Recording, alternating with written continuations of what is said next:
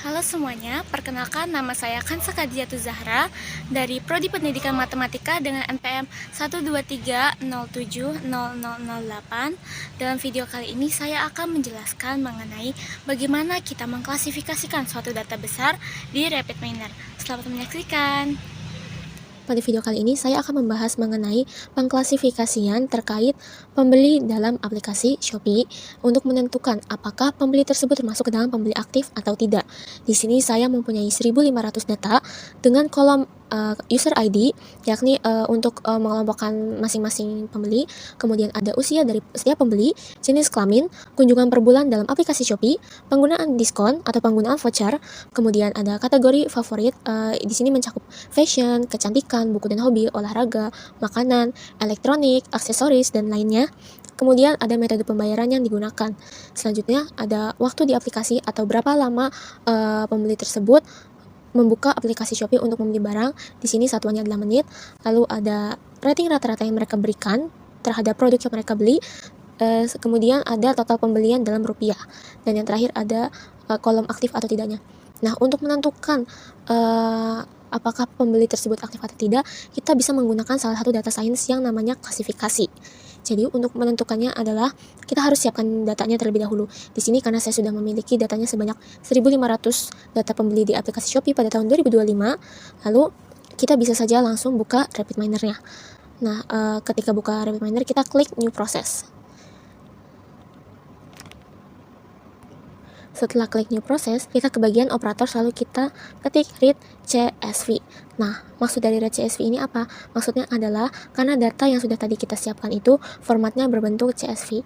Jadi untuk di bagian operators ini pastikan format data yang kalian masukkan itu sudah sesuai dengan format yang kalian punya, format data yang kalian punya. Jadi karena kebetulan di sini untuk data pembeli aktif di Shopee-nya saya memiliki data dalam format CSV, maka di RapidMiner saya ketiknya read CSV. Nah, kemudian kita klik double. Nah, kemudian kita double klik atau kita bisa langsung tarik saja ke bagian tengah-tengah atau ke bagian proses ini. Nah, setelah dimasukkan read CSV ini, kita ke bagian parameters. Di parameters, kita klik import configuration wizard. Nah, lalu kita cari di mana data tersebut tadi kita taruh. Nah, kebetulan data yang tadi untuk pembeli Shopee-nya saya taruh di list directory. Lalu kita klik saja Shopee pembeli aktif 2005. Kita klik next. Nah, di sini terdapat preview dari data yang kita masukkan. Perlu diingat bahwa RapidMiner membaca semua data yang kita berikan sebagai satu kolom besar. Di sini saya punya contohnya, yakni adalah contoh dari data seseorang tersebut diklasifikasikan sebagai penderita diabetes atau tidak. Dan ini adalah contoh salah satu data pada satu kolom besar. Nah, sedangkan data yang saya tampilkan tadi, ini beda-beda kolomnya. Sehingga pada RapidMiner-nya ini, dalam kolom separation-nya kita ganti menjadi koma, bukan semikolon. Kalau semikolon itu titik koma, sedangkan kalau koma itu hanya komanya saja. Jadi kita klik yang koma, nanti preview-nya ini berubah menjadi bentuk data. Dan ini sudah sesuai dengan seperti data yang kita berikan. Lalu kita klik next lagi, dan next lagi sampai next yang terakhir ini. Kemudian pada kolom yang hanya memiliki dua pilihan seperti ya atau tidak, 1, 0, baik, tidak baik, kuat, lemah, dan sebagainya, itu di bawah kolomnya kita ganti yang tadinya integer atau polinomial atau real, kita ganti menjadi binominal. Contohnya pada kolom jenis kelamin ini. Kita klik lalu kita ganti menjadi binominal karena ini hanya ada dua jawaban, yakni perempuan atau laki-laki. Kemudian pada kolom gunakan diskon itu kita ganti juga yang tadinya integer menjadi binominal. Dan yang terakhir ada pada kolom aktif karena dia hanya 1, 0 untuk jawabannya. Jadi yang tadinya integer kita ganti menjadi binominal. Dan pada kolom aktif ini atributnya kita ganti menjadi label. Nah, kenapa kita ganti menjadi label? Karena artinya, kolom tersebut merepresentasikan variabel target atau kelas yang ingin diprediksi oleh model machine learning-nya. Jadi, karena kita ingin melihat apakah pembeli pada data yang kita punya sebagai pembeli aktif atau tidak, maka pada kolom aktif ini kita ganti menjadi label karena dia yang menentukan apakah pembeli tersebut dapat diklasifikasikan menjadi pembeli aktif atau tidak. Lalu kita klik finish setelah itu.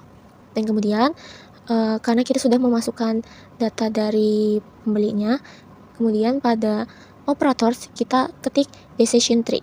Jadi, fungsi dari penggunaan decision tree adalah untuk memodelkan alur atau strukturnya menjadi seperti pohon. Nah, kenapa kita menggunakan ini? Karena agar kita lebih mudah membaca datanya. Karena ini kan termasuk data besar dan Rapid Miner ini khusus untuk penggunaan data-data dengan basis besar, sehingga decision tree ini salah satu bentuk untuk membaca data tersebut. Kita sudah ketik decision tree, kemudian kita drag kepada tempat proses, lalu kita tarik garis dari red CSV out, lalu kita tarik ke tra pada decision tree. Lalu di mode-nya ini kita tarik ke result, lalu kita jalankan klik segitiga ini. Kita jalankan, nanti otomatis ke bagian result, dan resultnya itu adalah seperti ini pada decision tree-nya.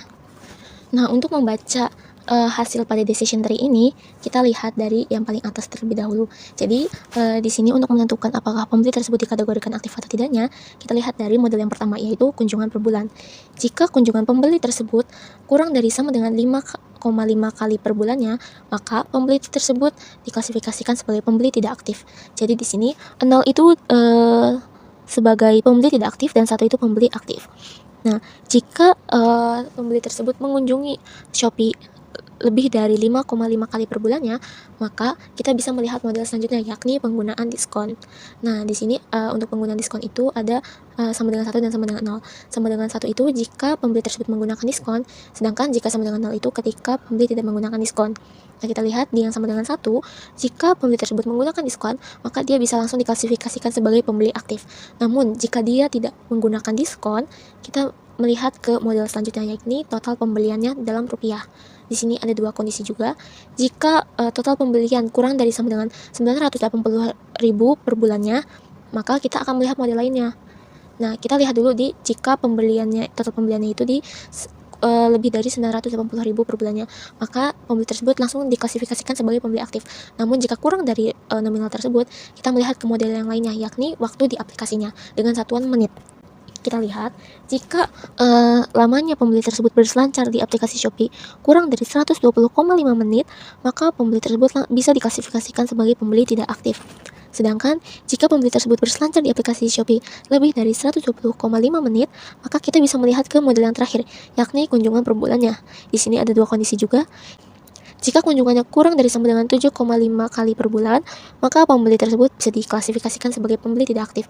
Namun, jika kunjungan per bulannya lebih dari 7,5 kali per bulannya, maka pembeli tersebut bisa diklasifikasikan sebagai pembeli aktif. Nah, sampai sini kita sebenarnya sudah tahu hal-hal apa saja atau faktor apa saja yang dapat mengklasifikasikan seseorang itu sebagai pembeli aktif atau tidaknya. Namun, pada decision tree ini kita hanya ditampilkan data secara garis besar saja. Artinya kita belum tahu nih untuk pembeli yang aktifnya itu ada berapa, dan untuk pembeli tidak aktifnya itu ada berapa. Dan juga untuk decision tree ini sebenarnya hanya menampilkan data dalam bentuk sederhananya saja. Nah, selanjutnya kita bisa ke bagian desain. Kita hapus dulu garis yang menyambungkan antara decision tree dengan result. Lalu pada operator kita klik apply model. Nah, apply model ini kita gunakan untuk menerapkan model dari data yang udah kita masukin. Atau kita juga bisa menentukan apakah seseorang tersebut termasuk dalam pembeli aktif atau tidak. Nah, jika di operatorsnya kita sudah ketik apply model, kita drag kepada bagian proses, lalu kita tarik garis seperti yang saya lakukan ini. Kemudian kita tarik garis lagi ke bagian result, dan kita langsung bisa jalankan atau di-runkan. Klik ke bagian example set atau red CSV. Nah, di sini data yang ditampilkan itu bentuknya berbeda. Kalau tadi pada decision tree itu kita bisa langsung membacanya, sedangkan pada example set ini sebenarnya ini juga mudah dibaca karena ini sudah langsung diklasifikasikan terlihat dari kolom yang berwarna. Nah, untuk kolom yang berwarnanya ini ada kolom aktif, kolom prediction aktif, kolom confidence 1 dan confidence 0. Nah, kolom aktif ini sebenarnya adalah data asli dari data CSV yang saya masukkan dengan kategori 1 itu sebagai pembeli aktif dan 0 itu sebagai pembeli tidak aktif. Dan untuk kolom prediction aktif ini adalah hasil prediksi dari model decision tree. Jadi ini masih nyambung dengan decision tree tadi. Hasil dari decision tree tadi masuk ke dalam apply modelnya. Jadi untuk yang kolom prediction aktif ini adalah apa yang diprediksi oleh model berdasarkan pola yang ditemukan. Kemudian pada kolom confidence 1 dan confidence 0, ini menunjukkan tingkat keyakinan model terhadap hasil prediksinya. Misalkan confidence 1 hasilnya adalah 1 seperti yang terlihat pada baris pertama ini, artinya model yakin 100% bahwa pengguna itu adalah pembeli aktif. Sedangkan jika nilainya bukan di antara 1 dan 0 seperti 0,6 atau 0,4, artinya model tersebut masih ragu. Kita lihat di sini di baris pertama untuk aktifnya itu 1, prediction aktif 1, confidence 1-nya itu 1, dan confidence-nya 0-nya itu 0. Artinya model ini yakin 100% bahwa pembeli 1 dengan user 0 U0001 ini adalah pembeli aktif. Lalu begitu juga di baris kedua, aktifnya ini dia 0, prediction aktifnya 0, confidence-nya 0, dan confidence 0-nya itu 1. Artinya model yakin bahwa pembeli pada baris kedua ini dengan user ID U0002 ini adalah pembeli tidak aktif. Begitupun seterusnya.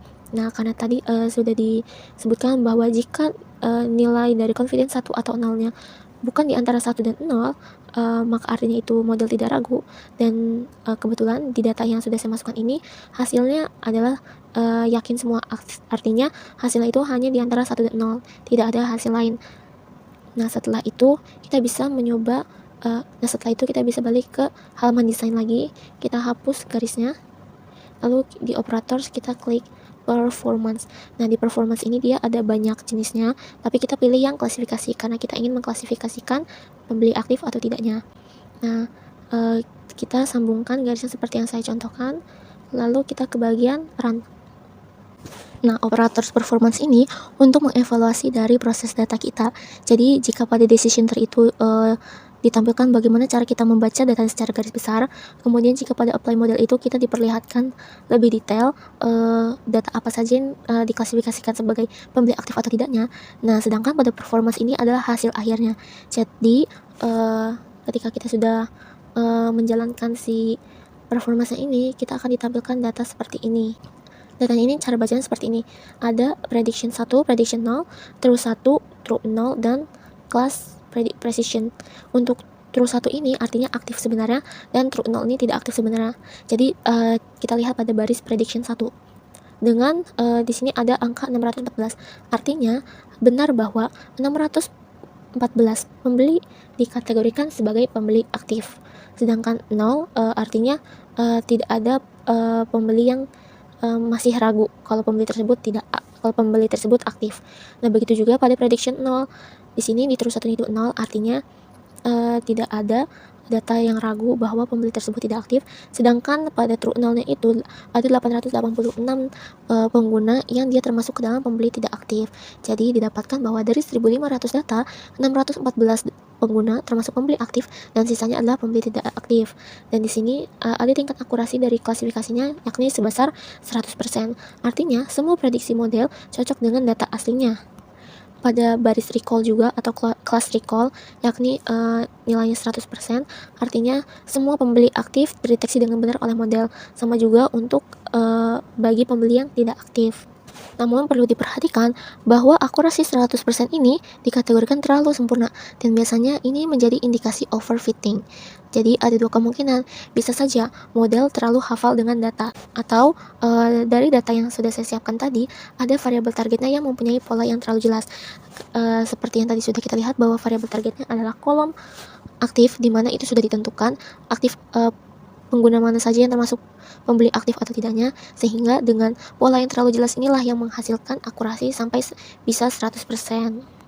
Artinya sebenarnya langkah-langkah tadi itu sudah betul, namun untuk datanya jika ingin menghitung dengan data asli atau ingin menerapkannya pada dunia nyata atau kehidupan sehari-hari, pastikan bahwa akurasinya itu tidak sampai 100%, karena jika sampai 100% itu justru menimbulkan pertanyaan. Jadi jika akurasinya misalkan di rentang 80 atau 95%, itu Sekian video yang dapat saya jelaskan, semoga bermanfaat. Kurang lebihnya mohon maaf. Wassalamualaikum warahmatullahi wabarakatuh.